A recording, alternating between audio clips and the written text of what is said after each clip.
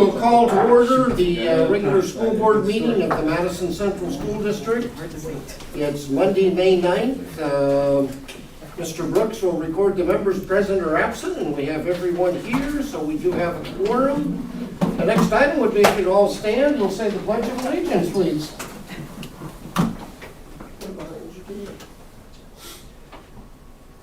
I pledge allegiance to the flag of the United States of America and to the republic for which it stands, one nation, under God, indivisible, with liberty and justice for all. Thank you.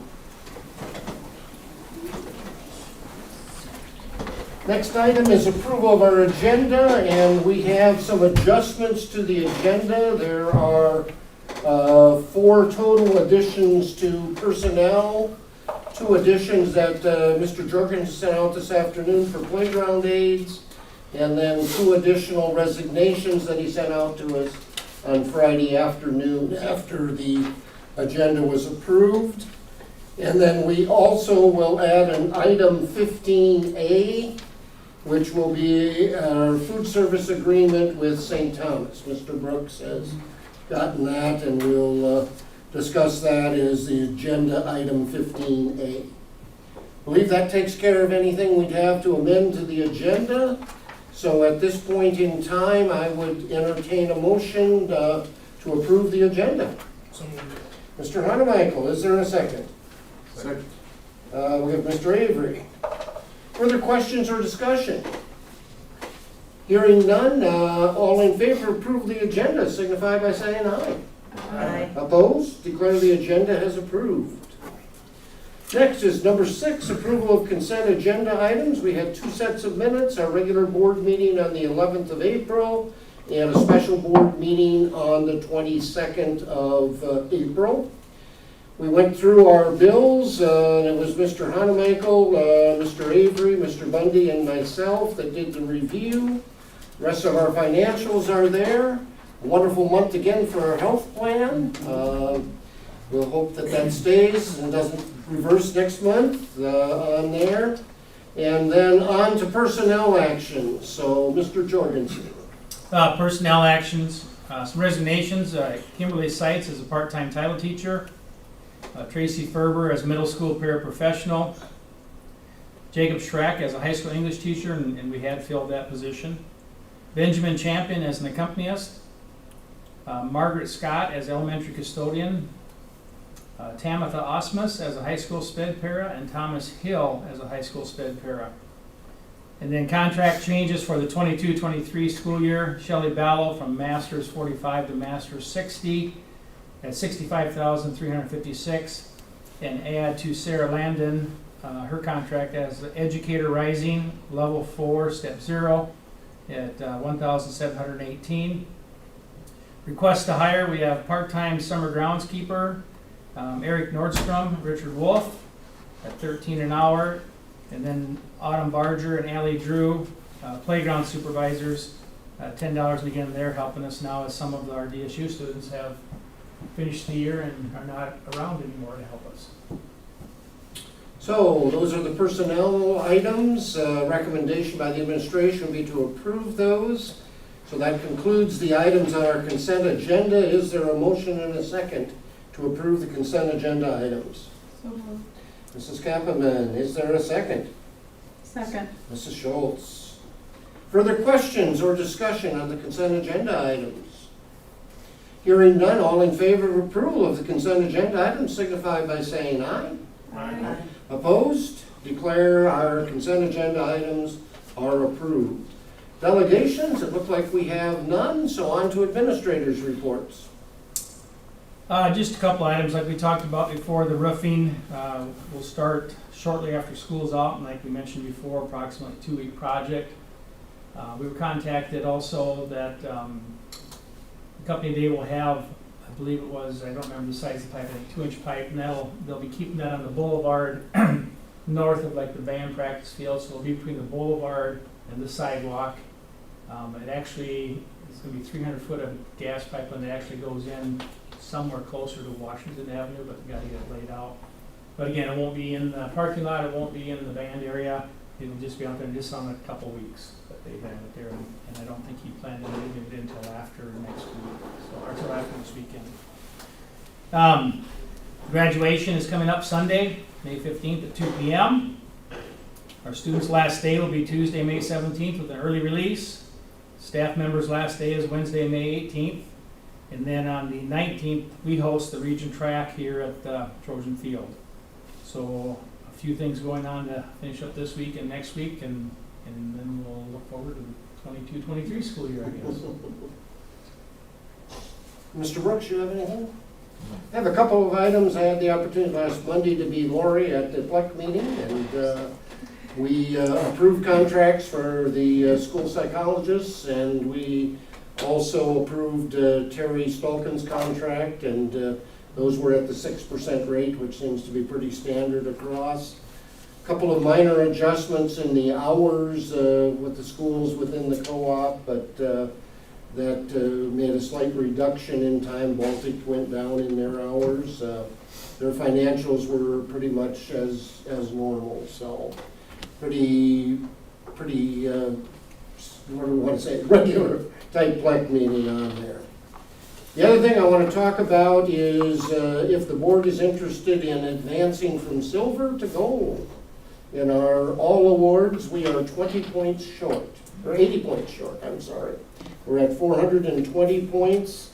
If you have an interest, I had Tyler prepare, and I can forward to you. There are a large number of online events that we can participate in. There's a series of school law webinars. There's also collective bargaining webinars, and there are a couple of school board U courses. So I'll forward those to you in an email. Most of them get us 20 points. We have to have 500 if we want to remain at the gold. So I'll send those out, and you can determine if we want to make the gold or not. Is that by the end of June? End of June, yep. Okay. Yep. We can do it. All right, that's all I have. I think we can. Next item then, number 12, is to consider an open enrollment application 23.1. And that is for this year, but it's to finish off the school year. They've moved. And so with 7 days left, or 6 days left, whatever, but it's still formality, so I would recommend approving that. Okay, so we have a recommendation from the administration of approval of open enrollment application 23.1. Is there a motion to that effect? So moved. Mr. Hanemichael, second. Second. Mr. Bundy. Further questions, discussion? All in favor signify by saying aye. Aye. Opposed? Declare that is approved. Next, consider candidates for South Dakota High School Activities Association Division II representative. I think that's going to be a tough decision for us. It should probably say candidate, but there's only one running for that, and that's Dr. Jeff Danielson of Watertown, and he'll do well, so I would suggest that we cast our vote for him. Jeff was at West Central prior to going to Watertown, so we need a motion and a second to cast a ballot for Mr. Danielson, Dr. Danielson. So moved. Mrs. Schultz, is there a second? Second. Second by Mr. Nelson, okay. Questions or discussion? All in favor of casting a ballot in favor of Dr. Danielson for the Division II representative, signify by saying aye. Aye. Opposed? Declare that's passed. Next is our constitutional amendments that have been brought forward to the South Dakota High School Activities Association.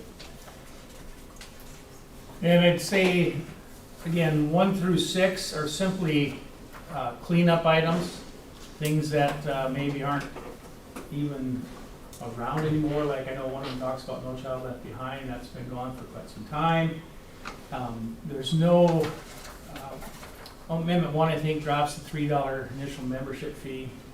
I mean, they're all things that really, and I don't know if they've even been, how close they followed that, but items 1 through 6 really are just nothing but cleanup of language to make sure that they can function basically. Number 7 is the only one that isn't really a cleanup, and that's about for free and reduced lunch, a percentage that would get adjusted from their fall enrollment, and What that does is that's what classifies what division you're in. This was brought forward by the Native American Council for Activity Association, and it would have no effect whatsoever for Madison Central. And you're always gonna have those schools that are between B and A, that they're gonna fluctuate in, you know, I reflect back to Arlington, we would be B, and then we'd be A for 2 years, and then we'd be B again. This can still affect, there's always gonna be those schools right on that border, whether this goes into effect or not. This came about from that council, more from the fact that there are some schools that would be close to going to the double A, some of the Native American schools that would be close to moving to a double A, and just because of population and the resources that Sioux Falls may have is a little different. So that's the main focus behind this. Minnesota has one similar. I believe theirs is 40%. North Dakota has one. It's being reduced. It's actually 50%. So I mean, it's not uncommon. So that would be the only one that really isn't just a cleanup. But in all of our conversations with the groups that I've been involved with, there's strong support for Amendment 7 as well. And then I can sit here and say for Madison, it's sort of a moot point for us. Because of the way, I mean, it'll affect, our free and reduced numbers will affect, but it's not going to make us do anything as far as classification from where we're at. So we want to do all these as one group then, and then we can, if we need to, pull them out and do a discussion on them.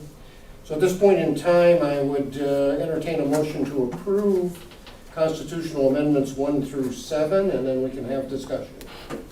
So moved. Mr. Bundy, second. Okay, Mr. Avery. Further questions or discussion?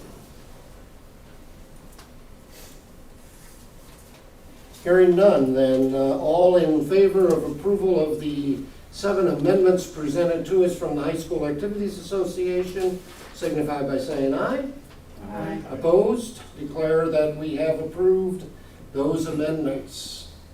Mr. Brooks, number 15, So prime vendor contract. we combined with Harrisburg School, and Beersburg School, and Harrisburg actually runs all of the proposals for us as part of that contract that we have with them. We went out for proposal. Performance Food Service was actually the only bid that bid on our school, and they were the ones that last year when our contracts were all dropped, they came in and picked us up as one of their vendors for us. Pricing is kind of an open pricing. It's based on a certain rate, kind of like we're doing right now. No one will bid you if it's a fixed price because they don't know prices are going to go. It is higher than where we're at with it, but it has the potential to go back down if things do adjust down also on that. But with Harrisburg and Beersburg, they're bringing forward with recommendations to approve, and I would recommend this team. Okay.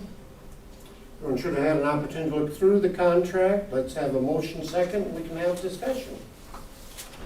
So moved. Mr. Hanemichael, Second. Mrs. Schultz. Further questions or discussion? I think we're lucky we have somebody Yeah. We are. Right. on there. Anything else? Hearing none, all in favor of approval of the prime vendor contract with the Performance Foods Company indicate by saying aye. Aye. Opposed? Declare we have passed that. Item number 15A, Mr. Brooks. So with St. Thomas, we have an agreement with provide food service for them. With this, the contract itself remains the same. There's just 3 changes, and that's in pricing. Our meal pricing to them is going, we recommend 20 cents. Where I base this off, I take our actual costs, and that's what we use to bill them back. So they're just paying us costs for what our items are. So it would change from $1.45 to $1.65 per meal. And then delivery charge about 15 cents per day, so it's $5.30 per day. And then milk would stay the same at 45 cents per day going forward. Otherwise, the contract all remains the same, just changing years for next year's agreement. Okay. And I recommend we approve. Recommendation from the administration is approval of the food service agreement with St. Thomas. Is there a motion to that effect? So moved. Mrs. Schultz, is there a second? Second. Mr. Avery. Further questions or comments? Just on one thought, we're providing food and delivery of the food. They provide their own staffing for service and all of that, so they pick up that cost to it. When they have the agreement with Lunchtime Solutions provide their staffing and everything. We just do food and delivery. Pick up.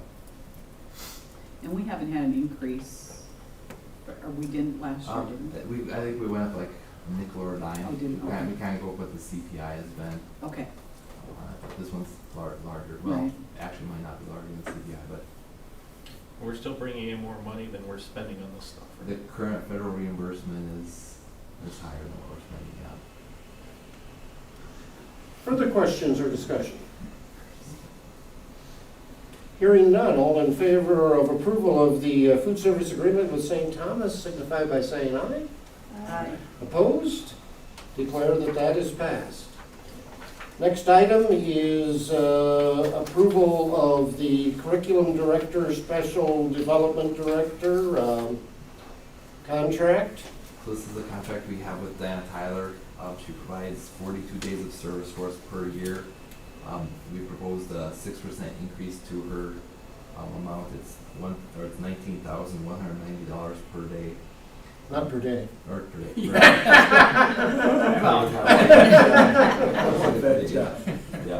Per year for the 42 weeks.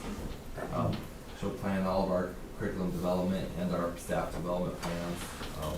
She works with the staff to select the curriculum. I'm just going to go through the list of duties and any curriculum or technology associated with it. Staff development, she'll go through and we have an official staff development plan that she works on with the principals and make sure that we meet all of our criteria that we're looking for that year. And then if the new curriculum needs a parent meeting, because it's a different type of adoption or a very different system, then she would come in and provide that also. And then this year's curriculum that we purchased, which you saw probably in the build, was the ELA, English Language Arts, and then also kind of a phonics and writing curriculums that all tie together. So that's what their group worked on this last year. The recommendation would be to approve her contract for this year. Is there a motion and a second to that effect? So moved. Mr. Hanemichael, second. Second. Mrs. Schultz. Further questions or discussion? How does then our position that we have with the assistant principal in elementary possible curriculum play into? Yep, they'll work together this year, once we have that in place, and this is the last year that Diana will be providing these services for us. So it'll be a transition year. So she'll train the next person on how she does her curriculum. And we're not the only school that she does curriculum planning and development and selecting for, but yeah. Further questions? All in favor of approval of the contract for the curriculum/special development director, signify by saying aye. Okay. Opposed? Declare that's passed. Next, discuss preliminary budget and budget hearing. Mr. Brooks, just a point of emphasis, the middle school band concert starts at 7, and I would like to be in attendance. So this will go real fast, because the next meeting's the long one. Do you want to bring up? So if you look along the top, you can see where our current budget is, and then where the preliminary budget is at. This isn't our proposed budget, this is just where we're at this point. Next month, you'll see there'll be differences in it as more things come in. I do have an error in the capital outlay. The means of finance is $1,300 lower than the amount. $1,300, yeah, lower than the amount above. No, $300 more. The amount above is the incorrect number, but under the means of finance is there. But you can see what we're projecting to spend in all of our funds, where our revenues will come from, and when our appropriations. And we'll go through in more detail, but I thought I tried creating a top 10 list, but I came up with one of the only 7 significant items. We got the top 7 changes, the bigger changes for this budget. So number 7, this is our last year of school improvement funding. That was $33,000, so we won't be getting that funding into the future. Number 6, this year is the end of our ESSER 1. That's about $50,000. Number 5, increase in food service purchased food. We had the prime vendor contract that we also have in our breads, our the fruit specials, all that. That's what I'm estimating about $73,000 increase in purchased foods. Number 4 is the end of the food service waivers. And so what that is, the federal reimbursement now covers all meal costs. Going forward, next year we'll be charging for student meals again. And so that's an estimated revenue of about $242,000, and that's the very similar amount that we had prior to COVID with there. Number 3 is our wages and benefits, and this is with all of our funds. Comes out to be about $533,000 increase. Number 2 is our ESSER 3 additions. They're not reflected in here. We're just about through with our plan. We just have to finalize it, but that'll be about $550,000+ of ESSER 3. That'll be in this next year's budget. And then the number 1, and something we've been waiting for a long time, is our capital outlay certificates recall. Next year we'll be in position to recall those, our debt and our capital outlay. We've set aside $2,730,000. The recall amount will be $3,800,000. But by recalling that, that'll save us a little over $550,000 in interest for the next 10 years. Wow. So it's kind of, we've been working for that, I think 6 or 7 years now. So it's kind of neat to have reached a point where we can see that happen. It's a good number 1. And so then in theory, when that, yeah, because when that comes, it'll probably be August, September when we'll propose a motion to do the recall and pay off debt. Thank you for That's- that. Yeah, You've led the battle there, so thank that's, you. well, you guys in our hearing or our Planning session. planning sessions, Yeah, that gets the votes each year to keep continuing on with that, so. yeah. So that's top 7, big changes, Could you, Top 10. yeah. That's next week, that's next If, week. I try to go anything, a $30,000 change, Okay. so there wasn't that many over 30, so. Now, it's there's a smaller. large increase in salaries and benefits, but we're also getting that from. Yep, our formula went up to 6%, and that's what we passed on to all our groups, yeah. And that's why the large change. Other questions? can And then you, we'll- can you tell me again, just quickly, what we're losing? Oh, for funds, Yes. school improvement funding, Okay. and then the ESSER 1, in essence, we spent all of our ESSER 1.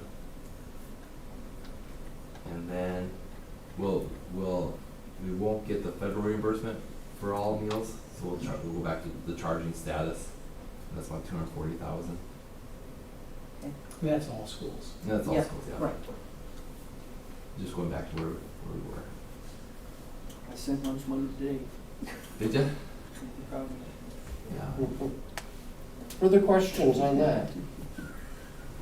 The other part of this then is we also need to set a hearing date for our budget.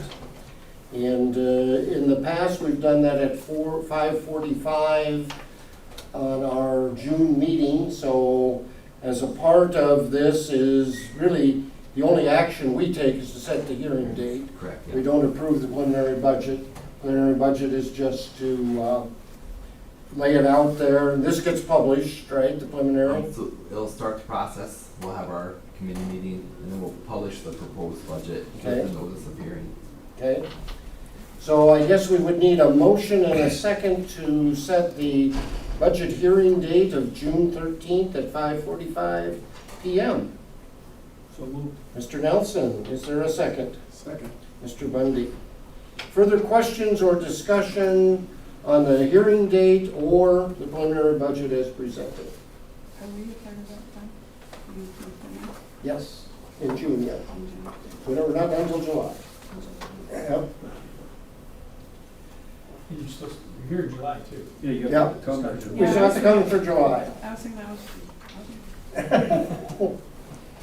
So somebody has to bring the drinks. Back on task.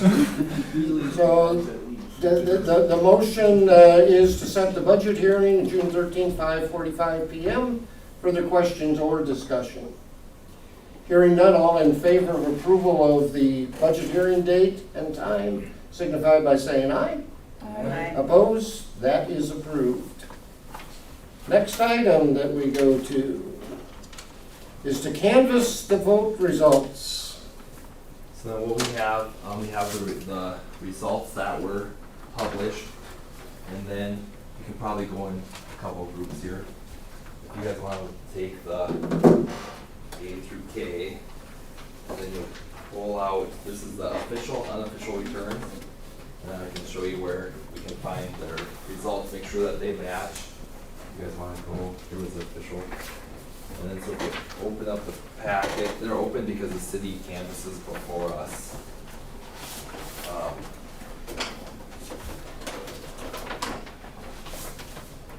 I think it's, it should be right on top.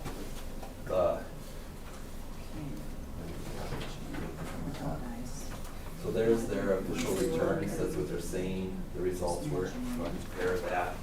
You can then see also their tally sheets, any spoiled ballots that they have. The canvas book is in there with everybody that voted. I do have registrations, if anybody would like to see those, that's not really necessary, but. And so here I think it should have results on top. And you can see their tally sheets where they counted, and there's the official poll book where they record everybody's name. They don't use that system. One write-in. One write-in. One write-in. Yeah, so if they write in, it spoils the ballot, like the ballot doesn't get counted. We're at the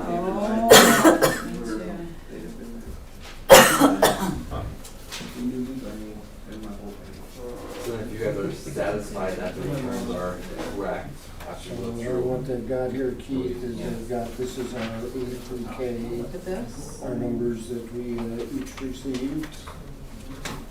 And no provisional ballots, and then there's a tally sheet here Their oaths are. that goes all the way through. And the mayor had one write-in, there were 6 school board that returned no vote. Our workers have done a lot of elections. For us in the county and the city. And there's a tally sheet. Rural, Yeah, yeah. or just school boards. So we have, city and rural.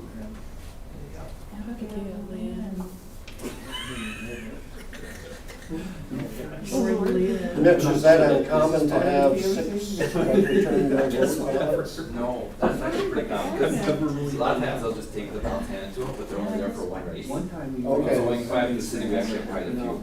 Okay. So actually, So we go with the mayors that, Yeah, 'cause some people show up just to vote for mayor, some Yeah. show up just for school. Okay. We have a number of, a lot of times they'll say not to handle ballot, but if they take them both, they return it against spoil it. share in there. And then there's a book here that is signed by the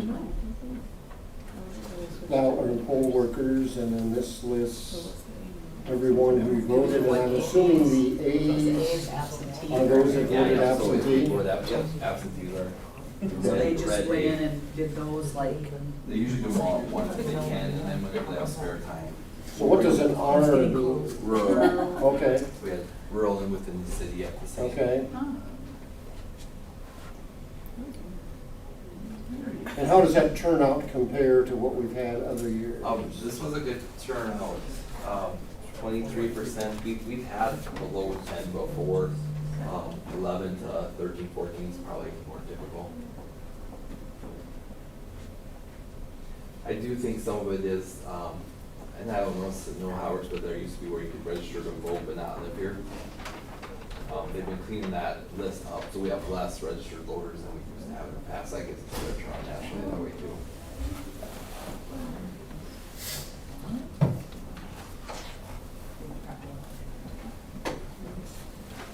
Well, they Did even they ran out count it of twice or something? spaces in the book. How many times did they count it Yep, twice? so there's the tally That one sheet, and then and then this there's a one. duplicate, or tally sheet, duplicate tally sheet, yep. So everything's gotta be double count. Here's what I returned. Oh, fascinating. Yeah. Except Lori and I were getting this done. Which one of you is, because one of the ladies always drags her husband, so which one is going to drag That's Spielman's. them? Probably.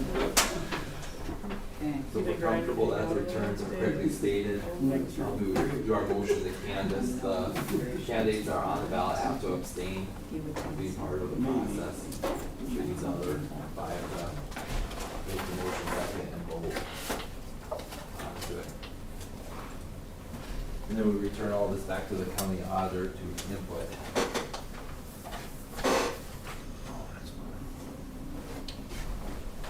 So can I call for the motion? Yeah. All right.